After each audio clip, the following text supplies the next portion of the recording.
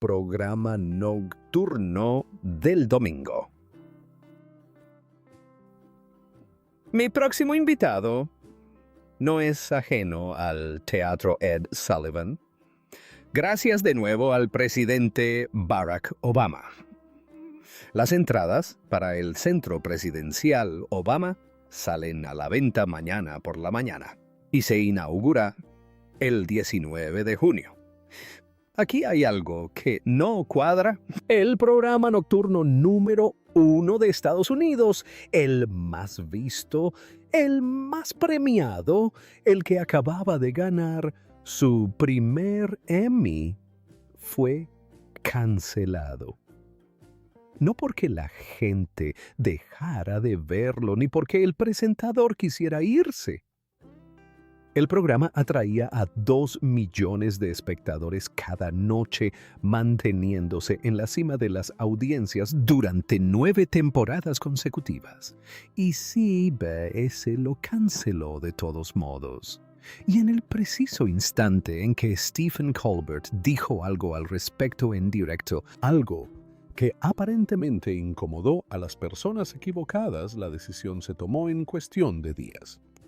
Entonces, ¿qué sucedió realmente y por qué una de las voces más queridas de la televisión nocturna está empacando su escritorio en el Teatro Ed Sullivan por última vez? La Yolanda que jamás se esperaba. Stephen Colbert estaba de vacaciones cuando ocurrió. No tenía ni idea. Su representante lo sabía, de hecho lo sabía desde hacía algunas semanas, pero no se lo había dicho. Así que mientras Colbert estaba lejos de las cámaras, probablemente recargando energías tras años de televisión en directo, los directivos de CBS estaban reunidos en salas deliberando sobre el fin de su programa, uno de los más exitosos en la historia de la televisión nocturna. No se enteró hasta la noche del 16 de julio de 2025. A la mañana siguiente entró en el Teatro Ed Sullivan y se lo comunicó personalmente al público. Se adelantó a CBS con el anuncio. Ellos habían planeado hacerlo según su propio calendario. Él no se lo permitió. Lo que dijo a esa audiencia fue impactante por su mesura.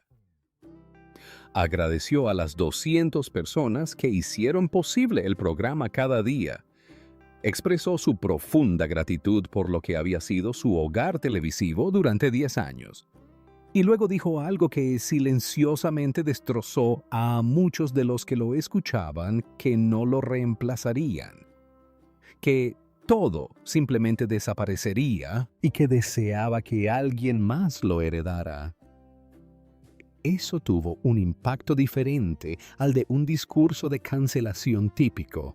No se trataba solo de su renuncia, sino de la desaparición de toda una institución, la marca Late Show, que había existido en CBS desde 1993, pasando por las legendarias 22 temporadas de David Letterman y ahora por las 11 de Colbert. Desapareció. No se traspasó, no se reinventó, simplemente desapareció. El público abucheó al escuchar la noticia. Colbert los miró, asintió y simplemente les dijo que sentía exactamente lo mismo. Ese momento lo decía todo sobre quién era este hombre y en qué se había convertido ese programa para quienes lo veían. El comentario sobre el soborno, que tal vez lo cambió todo. Ahora bien, aquí viene la parte de la historia que aún genera controversia. 3 días antes de que CBS anunciara oficialmente la cancelación, Colbert hizo algo audaz en directo. Paramount, la empresa propietaria de CBS, había acordado pagar $16 millones para resolver una demanda interpuesta por Donald Trump. Trump había alegado que CBS News había editado injustamente una entrevista con Kamala Harris durante la campaña presidencial de 2024 en el programa 60 Minutes. Colbert apareció en televisión y calificó ese pago directa y claramente como un soborno. 3 días después, el Late Show fue cancelado. CBS insistió en todos sus comunicados oficiales en que la decisión fue puramente financiera tomada en un contexto difícil para la televisión nocturna y que no tenía nada que ver con el rendimiento del programa, su contenido, ni con nada que sucediera en Paramount. Pero el momento elegido hizo que fuera muy difícil de creer, y muchas personas influyentes lo manifestaron abiertamente. La senadora Elizabeth Warren emitió una declaración formal diciendo que el público merecía saber si el programa fue cancelado por razones políticas. El Sindicato de Guionistas de Estados Unidos pidió al fiscal general del estado de Nueva York que abriera una investigación, sugiriendo que la cancelación en sí misma se asemejaba al tipo de maniobra para ganarse el favor de quienes están en el poder. Dado que la administración Trump estaba en pleno proceso de revisión del enorme acuerdo de fusión de Paramount con Skydance Media, dicha fusión necesitaba la aprobación de la FCC, una comisión cuyo presidente ya había enviado advertencias a los programas nocturnos sobre las normas de igualdad de tiempo de transmisión. La aprobación de la FCC llegó poco después de la cancelación. Saquen sus propias conclusiones. Trump, por su parte, lo celebró públicamente. Publicó en Truth Social que estaba encantado de que Colbert hubiera sido despedido. Criticó su talento y luego añadió, sin que nadie se lo pidiera, que esperaba que Jimmy Kimmel fuera el siguiente. Colbert respondió en directo, declarando que se acabaron los guantes, y a continuación ofreció uno de los monólogos más directos y sin filtros de toda su trayectoria, lo cual, si se conoce la historia de Colbert, es mucho decir, lo que realmente cuesta mantener las luces encendidas. Pero detengámonos un momento, porque hay una realidad financiera importante, aunque el momento de la cancelación parezca indicar algo completamente distinto. Según fuentes cercanas a la cadena The Late Show, estaba perdiendo dinero de verdad, alrededor de $40 millones al año, aunque un periodista informó posteriormente que esa cifra estaba inflada en al menos 10 millones, lo que eleva la pérdida real a cerca de 30 millones anuales. En cualquier caso, se trata de un agujero considerable. La televisión nocturna como modelo de negocio llevaba años deteriorándose silenciosamente. la audiencia se estaba fragmentando. El streaming había cambiado la forma en que la gente consumía contenido. Los ingresos publicitarios se estaban alejando del horario de las 11:35 y se dirigían a las plataformas digitales. Incluso los momentos virales de Colbert, sus monólogos que acumulaban millones de visitas en YouTube y redes sociales, no se traducían en ingresos publicitarios para CBS, porque CBS no controlaba esas plataformas.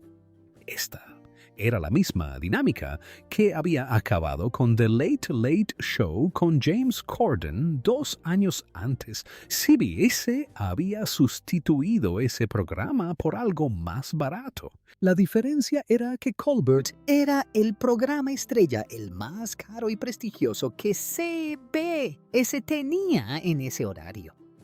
Y a diferencia del horario de las 12:35, no había una alternativa más barata y obvia que tuviera el mismo peso. Lo interesante es que el propio Colbert era productor ejecutivo del programa de las 12:35 que sustituyó a Corden, un programa llamado After Midnight. Así pues, tenía una visión más cercana que la mayoría de lo ajustados que se habían vuelto los márgenes de la televisión nocturna. No era ingenuo en cuanto a la economía, pero aun sabiendo todo eso, la rapidez de la decisión y el hecho de que no se le diera ninguna oportunidad real de proponer medidas de reducción de costes, sugirieron a muchos dentro del edificio que el argumento financiero, si bien era válido, no era toda la historia. El programa que CBS anunció para sustituir al horario de las 11:35 fue un concurso de comedia de Byron Allen llamado Comics Unleashed, diseñado deliberadamente para evitar por completo el humor político. Un hombre forjado a partir del dolor y la improvisación. He aquí algo sobre Stephen Colbert que rara vez aparece en los titulares, pero que explica casi todo sobre cómo hace lo que hace. Tenía 10 años cuando su padre y 2 de sus hermanos murieron en un accidente aéreo. El vuelo 212 de Eastern Airlines se estrelló en Charlotte, Carolina del Norte en septiembre de 1974. Colbert era el menor de 11 hermanos y en una sola tarde su familia cambió para siempre. Ha hablado de esto en entrevistas a lo largo de los años, pero nunca buscando compasión. Ha dicho que su madre le enseñó a seguir adelante. Una pérdida devastadora sin amargura. Destrozado sí, pero no amargado. También ha dicho que de joven atravesó una crisis de fe, llegó a considerarse ateo a los 22 años y luego recuperó su fe católica gracias a lo que describe como un encuentro casual, casi accidental con un desconocido en la calle. Estas no son las historias de alguien que se hizo comediante porque pensó que sería divertido o lucrativo. Se trata de Alguien que encontró en la comedia una forma de abordar temas complicados y dolorosos con la suficiente distancia como para observarlos con claridad. Estudió en el Hampden-Sydney College de Virginia y luego se trasladó a la Universidad Northwestern donde se licenció en teatro en 1986. Se mudó a Chicago, se unió al grupo de improvisación Second City y conoció a 2 personas que se convertirían en socios creativos durante años, Amy Sedaris y Paul Dinello. Los 3 crearon un programa de comedia de sketches para Comedy Central llamado Exit 57, que se emitió a mediados de los 90 y obtuvo 5 nominaciones a los premios Cable Ace. Al principio de su carrera, intentó conseguir un trabajo como guionista en el Late Show con David Letterman, pero no lo logró. Finalmente, en 1997, consiguió un puesto en The Daily Show, inicialmente a prueba contratado por la productora Madeleine Smithberg, quien apostó por él. Se convirtió en el corresponsal con más años de trayectoria en la historia del Daily Show. La razón por la que esta historia es importante es porque el hombre que ahora se retira del Late Show no es alguien que haya tenido suerte, es alguien que construyó algo desde cero después de perder todo lo que más le importaba, cuando apenas tenía edad para comprenderlo. El programa que cambió la televisión nocturna para siempre. Cuando Colbert reemplazó a David Letterman en septiembre de 2015, existían serias dudas. Letterman había sido la voz de ese horario de las 11:35 durante 22 años. Era una institución Y Colbert, que había construido toda su fama interpretando a un personaje, un comentarista satírico de derecha en The Colbert Report, ahora tendría que presentarse como él mismo, con su propio nombre, en un programa que no dependía de un personaje ficticio. Su primera temporada fue difícil. Los índices de audiencia fueron bajos. El tono era incierto. Los críticos no estaban seguros de qué pretendía ser el programa. Incluso hubo un desastroso especial posterior al Super Bowl en febrero de 2016 que los críticos calificaron de metedura de pata. Una presentación tan mala como se puede esperar dado el tamaño de esa audiencia. Pero entonces algo cambió. Trump ganó la presidencia en noviembre de 2016 y el programa de Colbert encontró su voz casi de inmediato. Sus monólogos se volvieron más incisivos, más urgentes, más personales. El programa pasó de ser ampliamente político a ser específico, implacablemente crítico con la administración, y la gente empezó a sintonizarlo. Para la temporada 2016 a 2017, The Late Show fue el programa nocturno con mayor audiencia del país por primera vez desde la era de Letterman, con un promedio de más de 3 millones de espectadores por noche. Para la temporada 2018 a 2019, superó a The Tonight Show en el segmento demográfico clave de 18 a 49 años, la primera vez que un programa nocturno de CBS lo lograba desde 1994. Mantuvo esa posición durante 9 temporadas consecutivas. 9 años en el número 1 durante toda la pandemia, la huelga, la presión de la FCC, todo hasta que CBS decidió terminarlo. Lo más destacable de esa trayectoria no fueron solo las cifras de audiencia, sino la evolución del programa en cuanto a su trato con los invitados. A Colbert no le interesaba el formato típico de entrevistas con famosos. Entrevistó a Joe Biden durante la pandemia de COVID para hablar sobre el duelo. Tuvo una conversación con Dua Lipa que derivó en su fe católica de una manera genuina e inesperada. Le pidió a Michelle Obama que imitara a Barack Obama frente a la cámara. Tenía el tipo de conversaciones que hacían que sus invitados dijeran cosas que no tenían pensado decir. Eso es raro. Requiere una confianza que los presentadores tardan años en ganarse. Colbert se la ganó. La sala donde las leyendas se reunieron para despedirse.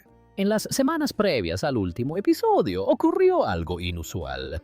Se supone que la televisión nocturna es un negocio competitivo. Estos programas compiten por la audiencia cada noche. Pero en la primavera de 2026, cuando se acercaban los últimos días de Colbert, quienes se suponía que eran sus rivales, se presentaron en el Teatro Ed Sullivan no para competir, sino para estar presentes.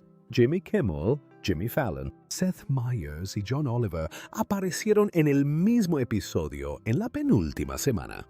Colbert los presentó como sus mejores amigos de la televisión.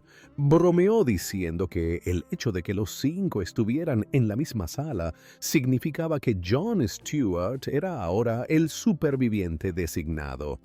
El episodio tenía la energía relajada y cálida de personas que habían superado algo juntas, lo cual, en cierto modo, era cierto. Los 5 habían creado un podcast durante la huelga del Sindicato de Guionistas de Estados Unidos en 2023, un proyecto que llamaron Strike Force 5. Todas las ganancias se destinaron al personal de sus programas, los guionistas, productores y miembros del equipo que de repente se quedaron sin trabajo. 12 episodios, todos sin guión, solo conversando, se convirtieron en algo que la gente realmente adoraba. Kimmel también anunció que la noche del final de Colbert no emitiría un nuevo episodio de su propio programa. En su lugar, emitiría una repetición no para competir, sino para aclarar las cosas. Luego estaba David Letterman. Letterman regresó al Teatro Ed Sullivan, el teatro que él mismo había reconstruido, aquel donde había pasado más de 2 décadas haciendo historia en la televisión, y recibió una ovación de pie. Le dijo al público que tenía todo el derecho a estar enojado por lo sucedido y no hizo ningún esfuerzo por ocultarlo. Les recordó a los presentes que ninguno de ellos estaría en ese teatro si no fuera por él, y que sin importar lo que Sibe ese les hubiera quitado, no podían quitarle la voz a un hombre. Luego cerró con una despedida a la cadena, parafraseando al legendario locutor Ed Murrow, que hizo estallar al público y no dejó lugar a interpretaciones. Barack Obama también apareció en las semanas previas al final. Durante su conversación, Obama sugirió, aparentemente no del todo en broma, que Colbert tal vez debería considerar presentarse como candidato, señalando que los requisitos para acceder al cargo habían cambiado en los últimos años de maneras difíciles de ignorar. El telón final y lo que nos espera al otro lado. Los últimos 4 episodios de The Late Show se anunciaron el 15 de mayo de 2026, lunes 18 de mayo. Un episodio titulado Lo peor de The Late Show con Stephen Colbert, descrito por el programa de forma significativa como algo que no era un simple recopilatorio. Sea lo que sea que eso signifique, indica que Colbert tenía algo específico en mente. Martes 19 de mayo. Jon Stewart y Steven Spielberg, junto con una actuación en directo de David Byrne y Colbert. Los invitados de esta semana son Jon Stewart, Steven Spielberg, David Byrne y Bruce Springsteen. Puntos. Stewart, quien había sido el mentor de Colbert, el hombre que le dio su primera plataforma real en The Daily Show, y que había criticado públicamente a CBS y Paramount después del anuncio de la cancelación, adoptando la postura de que la verdadera explicación no se escondía en ninguna hoja de cálculo financiera, sino en el creciente miedo institucional a decir lo incorrecto a las personas equivocadas. El miércoles 20 de mayo, Colbert presentaría su propio cuestionario Colbert, el segmento de entrevistas que había realizado a cientos de invitados a lo largo de los años, y lo respondería él mismo con invitados especiales no anunciados presentes. Bruce Springsteen actuaría. Y el jueves 21 de mayo, el gran final. CBS no dio detalles por adelantado. La lista de invitados confirmados parecía una lista de estrellas. Jimmy Kimmel, Jimmy Fallon, Seth Meyers, John Oliver Letterman, Tom Hanks, Julia Louis-Dreyfus, Pedro Pascal y The Strokes. Una despedida estelar para un programa que, según cualquier criterio racional, debería haber durado más. En cuanto a lo que vendría después, Colbert ya lo había previsto mucho antes de que todo esto se hiciera público. En marzo anunció a través de Warner Brothers que escribiría una nueva película de El Señor de los Anillos junto a su hijo Peter. De hecho, ambos le habían presentado el proyecto directamente al director de El Señor de los Anillos, Peter Jackson, 2 años antes de su cancelación. Jackson recibió la idea con entusiasmo. Y Colbert, un auténtico superfanático de Tolkien, de esos que una vez recitó de memoria la biografía completa de Aragorn en directo por televisión, lo que llevó a Viggo Mortensen a enviarle después una bandeja entera de personajes de El Señor de los Anillos, tallados en chocolate como agradecimiento. Había estado albergando este sueño en silencio, sabiendo que el programa hacía imposible llevarlo a cabo. En marzo, con esa sonrisa irónica que suele ocultar la verdadera emoción, comentó que siempre había sabido que no podía hacer ambas cosas a la vez. Pero al final, su agenda de verano se había liberado de una forma que no había previsto. 11 premios. Emmy, 2 Grammy, 3 premios Peabody, 1801 episodios a lo largo de 11 años. La racha de mayor audiencia consecutiva en la historia de la franquicia de programas nocturnos. Un programa que ganó su primer Emmy a la mejor serie de entrevistas de variedades en 2025, la última temporada de su existencia. Y detrás de todo eso, un hombre que perdió a su padre y a 2 hermanos a los 10 años, luchó con su fe durante sus 20, combatió ataques de pánico a los 30, mientras se preguntaba en silencio si había desperdiciado su vida persiguiendo algo que la mayoría de la gente nunca logra. Y luego se convirtió en el presentador del programa nocturno más visto de Estados Unidos durante casi una década. Él mismo lo dijo, esta despedida no estaba del todo en sus planes, pero no tener que elegir el final le dio algo que no esperaba.